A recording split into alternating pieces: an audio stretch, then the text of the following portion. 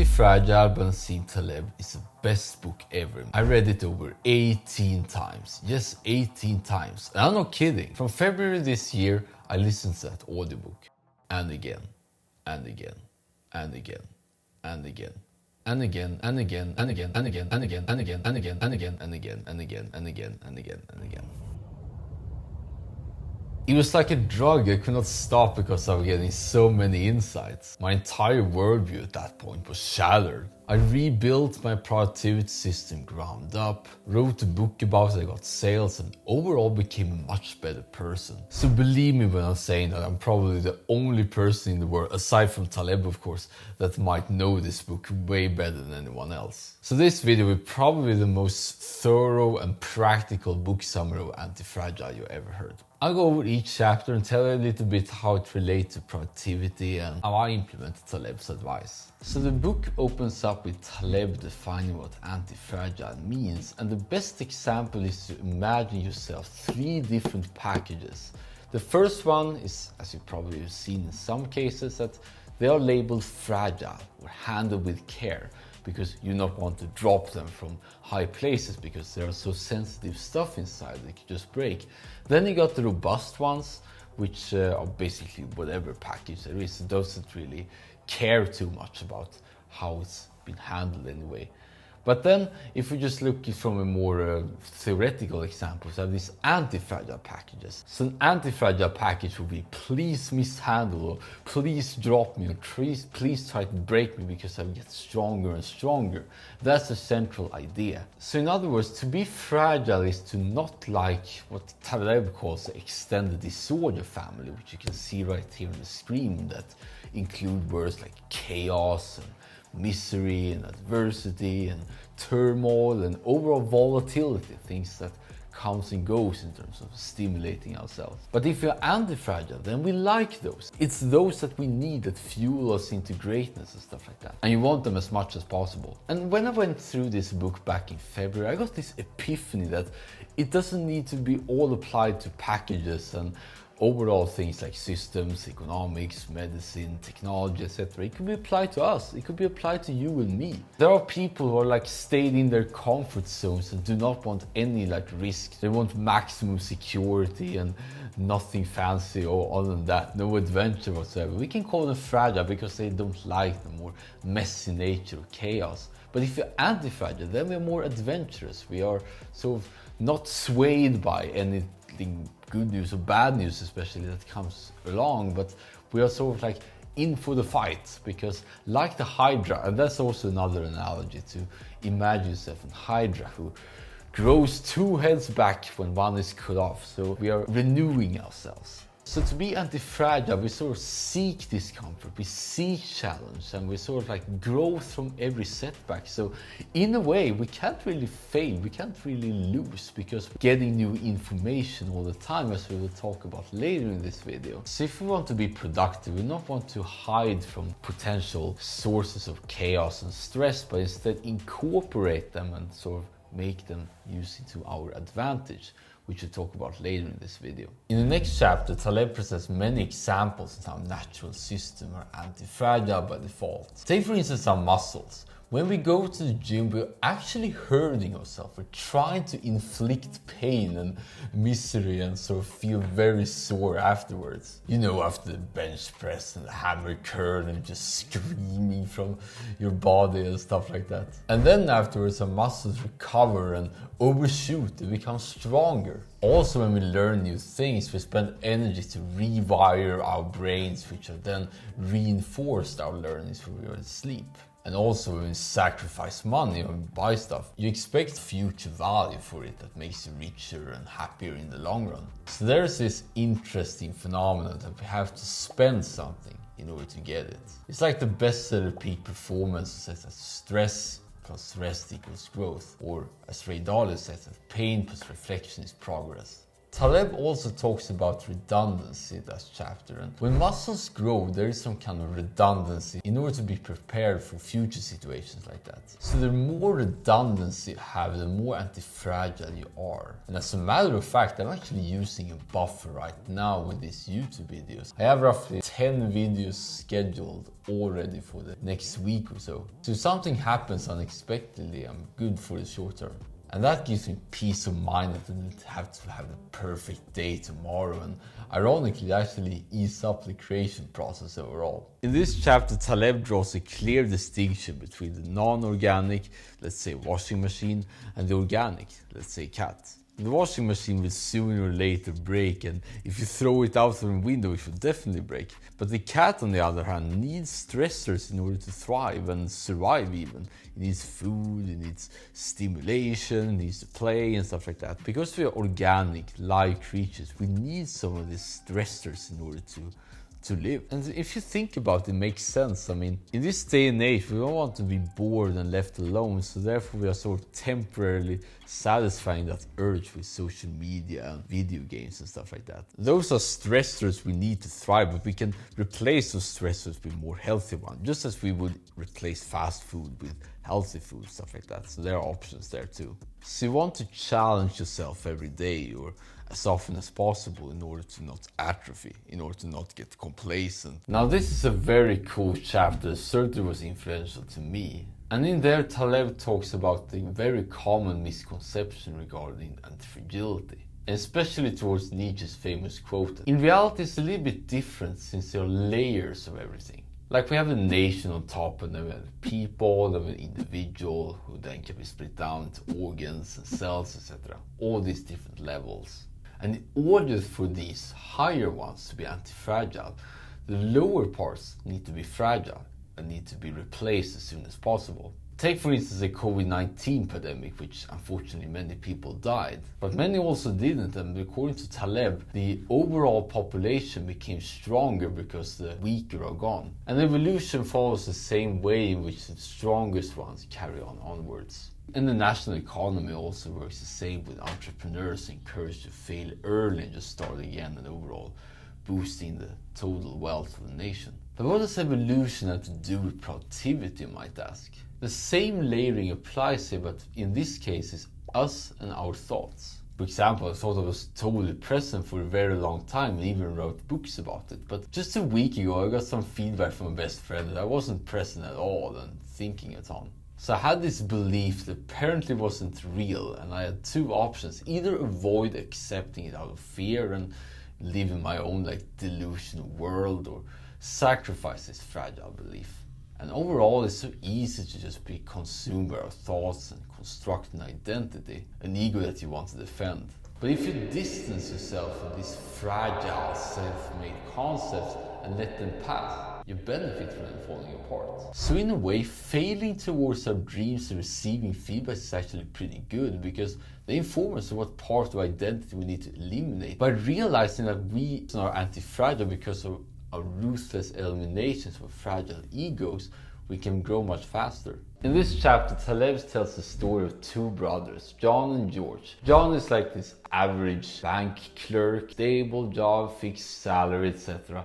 While George is a taxi driver who are pretty much relying on how many he can literally pick up from the streets. Both of them average the same income every year, while George is a little bit more unpredictable and a lot more fluctuating. But according to Taleb, George is actually better off than the stable John, because if something happens, if there are truly crises, George cannot be fired or laid off in a recession, because there will always be need for people to travel everywhere. John, on the other hand, can be fired and probably has to deal with a lot with setbacks and mental health issues later on. Another example Taleb gives is Switzerland. It does not have a central government, but rather is ruled from bottom up, from municipalities and cantons. They do most of the decisions, and the central doesn't really play too much of a role. So the central idea that you want these small variations that happens all the time of like challenge and stimulation, instead of trying to suppress things that can blow up later. And I notice it myself whenever I find something very disturbing, like for instance noise in an apartment or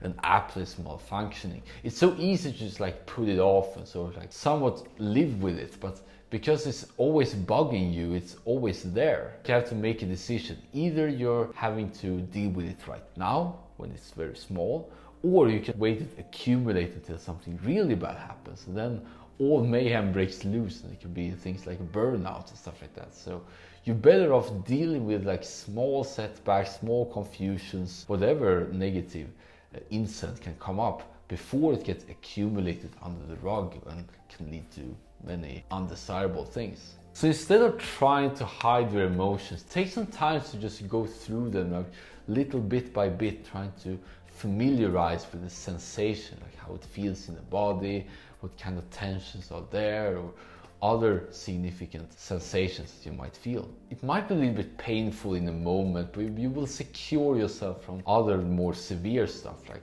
burnout, depression, panic attacks, etc. And this chapter goes even deeper on that idea, and Taleb argues that it's only by injecting randomness that we can be stable and thrive. The example here is a donkey who's very thirsty but cannot decide which water hole to go into.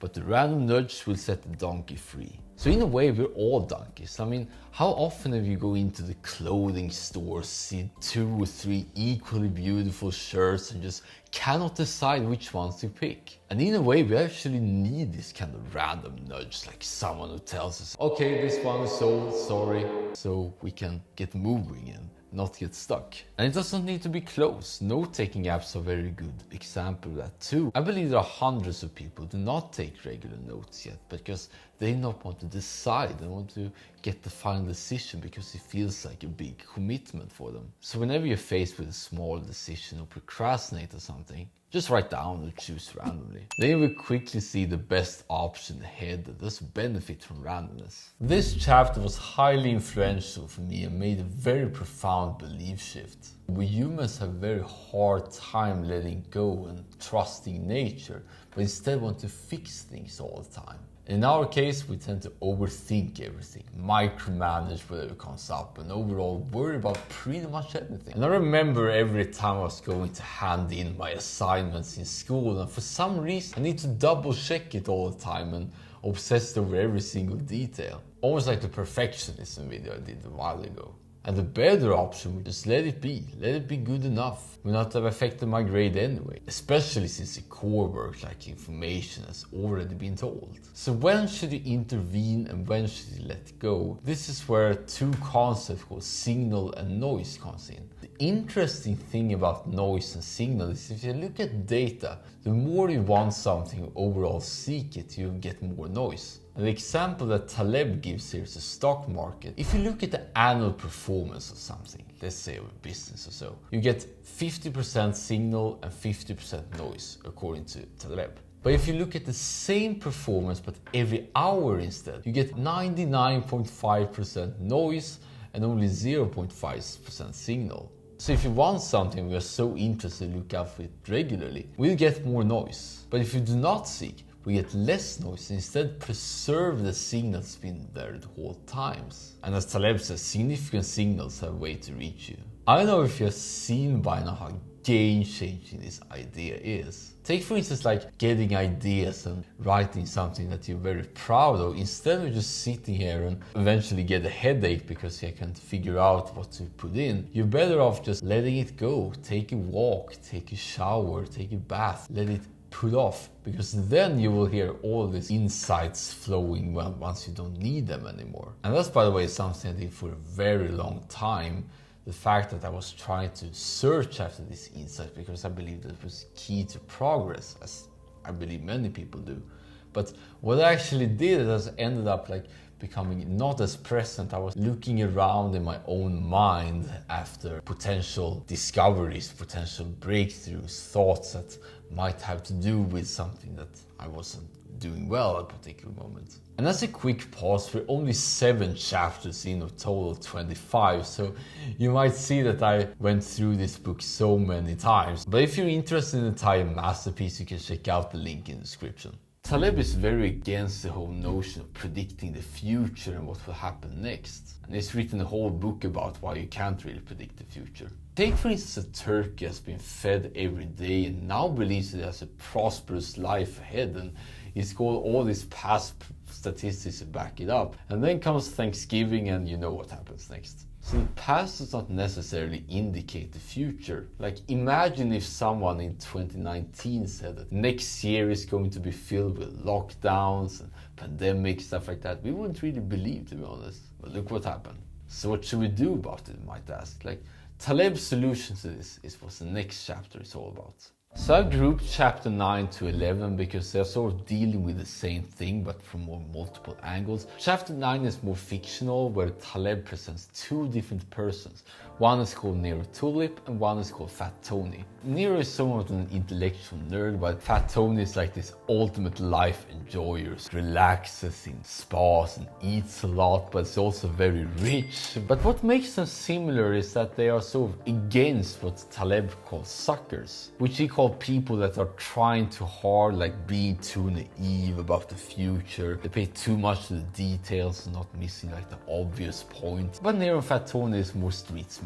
But it's in chapter 10 that Taleb actually gives us advice that we're probably looking for at that point. How do we actually become anti-fragile? And what Taleb proposes is a barbell strategy, which means that you pursue both extremes and avoid the middle solution. For example, if you invest something, you want to spend a very large sum on very conservative assets that won't fluctuate a lot, or actually never, and spend on the most extreme, most riskiest thing that you could possibly think of, like for instance cryptos and NFTs. Now you're protected from the downside, like for instance crypto crashes, because you have all these boring assets, like for instance bonds and other securities. But you can benefit tremendously from like the upside that has no limit, because you have something invested there too, and you also know that you cannot wipe it out, but you also can take advantage of the best case. I'm actually using this principle right now in my professional life, because I have this day job at Amazon, and Amazon is going to disappear soon.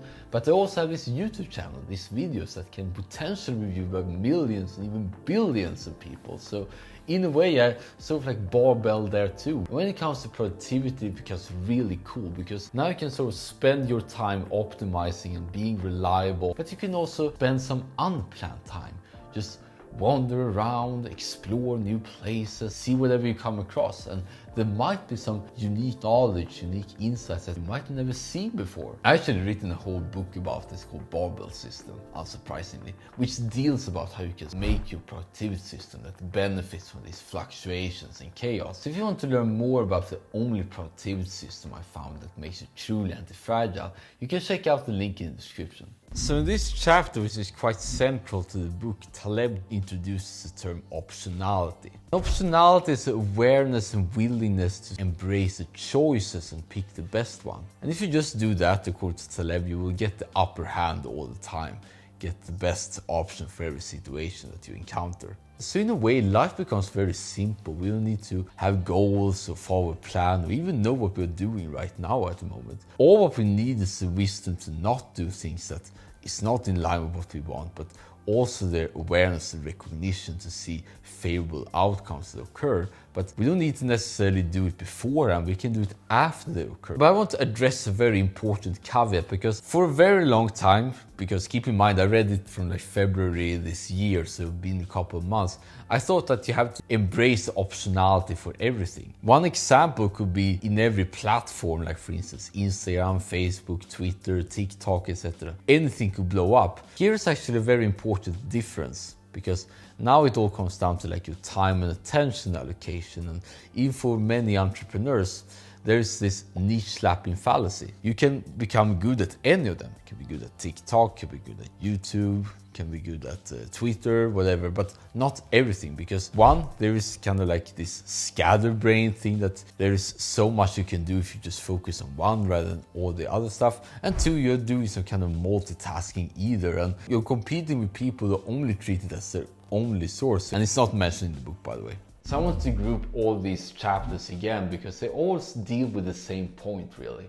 Everything is not what it seems to epiphenomena. An epiphenomena is the illusion that two or more things connected together when in reality it's just associated, just come with it. Taleb gives the example that you can see if you're in the ship and seeing the compass and it's sort of like flowing in the same direction, that there's this illusion that the compass is guiding the ship, but rather just reflect the direction. Given that so many men have short hair determines gender, as you know, is not the case. But we can debunk this epiphenomena by removing the compass and see if the ship is steering in the same way. And if it does, then it wasn't really correlated with them at all. I think it's very useful to look after epiphenomena when it comes to productivity, because it's all about that. Productivity is how you can get more output from less input, and then you want to see like, okay, do I really need this input in order to get that output? For example, why write on the computer when you can write on the phone? Obsess about not being motivated when you can just do that thing without worrying how bad it might be. This is quite a funny section when Taleb lets a famous Greek philosopher debate his character Fat Tony. And the central idea is that there are so many things that we know and can do but cannot explain. And if you focus on trying to define everything, as is very common amongst the intellectuals, it's very easy to miss those. When you were a child and learned how to ride a bicycle, you don't need to learn about aerodynamics, biology and other technical components. You just tried until you succeeded and still cannot really explain how you do it, but you do it and you do it well. And the same goes when you drive your car and do not need to be a mechanic to do it. And even when you're a baby, you don't need to define like, this is my mother's milk in order to drink it. So there's this power in non-understanding and having this intuitive feel for certain tasks. And I think it's extremely useful when learning skills in general, like extremely fast. You might notice by now that I'm sort of grouping different chapters together, and this is because we already covered most of the essential stuff in the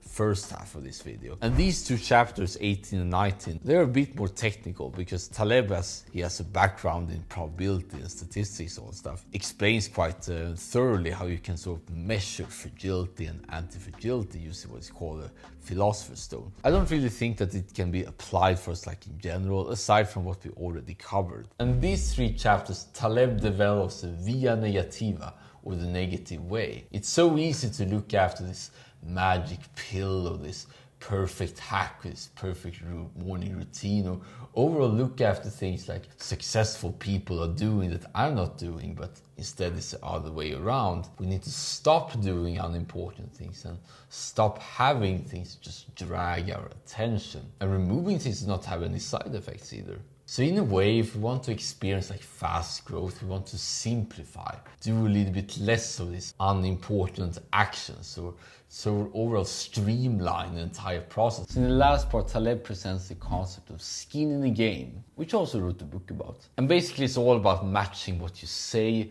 with what you do, matching beliefs and opinions with actions so you not get any mismatch for them.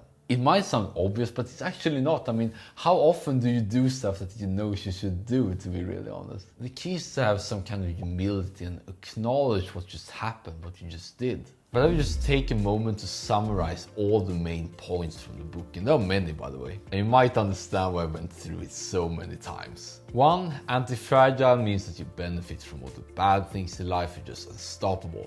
2. You want to have buffer. 3. We need stressors to thrive because we are alive. 4. Don't get attached to fragile entities in you, like beliefs, ego, thoughts, etc. If something is bothering you, you're much better off dealing with it right now rather than having it accumulate until blow up. If you cannot decide on what to do and it's not too irreversible, then let randomness pick the best one for you. If you want something, don't necessarily seek after it, because then you will get a lot of noise. 8. Be both extremely safe and risky. And 9. Just try stuff, don't overthink it. 10. Question each thing you do and ask if you can make it way easier. 11. Don't feel the stress that you need to understand the skill in order to do it. 12. Improve what you want by removing waste and non-essential actions. And 13. Make sure that your beliefs and actions are matched at all costs. So yeah, this was Antifragile, probably the most detailed book summary you ever come across. And believe me when I said that we only covered this very small portion of the book. This audiobook is after all 16 hours long, and I highly recommend you to go and buy the full version.